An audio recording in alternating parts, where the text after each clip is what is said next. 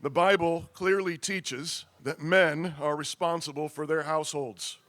Just as Christ took responsibility for us, even though our sins were not his fault, so too husbands take responsibility for their wives, even though the particular sins of your wife are not always your fault.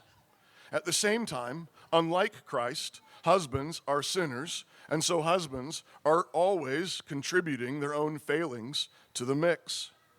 This is all true, but it does not diminish the power and responsibility of women and wives in the slightest. Proverbs 14:1 says, "Every wise woman buildeth her house, but the foolish plucketh it down with her own hands." Egalitarians and feminists teach that women need to be empowered, but the Bible teaches that women are already very powerful. Equipped with biblical wisdom, they are mighty homemakers. They are mighty home builders. But when they reject biblical wisdom, they can be mighty home wreckers.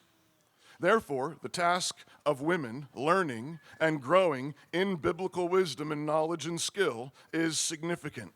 Our enemies have successfully duped many generations of women into thinking that they must compete with men, rejecting the glorious calling of wife and mother.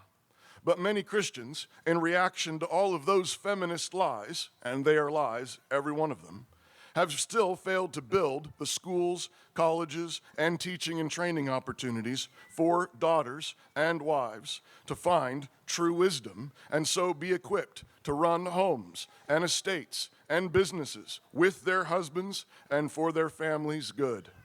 The Proverbs 31 woman was no doubt a queen over a great nation, but her diligence and industry and competence is still a glorious model for our wives and daughters and every woman.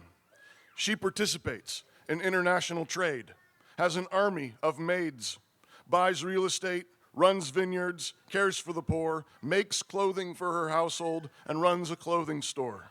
She works all day long. She opens her mouth in wisdom and is a very competent teacher and instructor in her areas of expertise.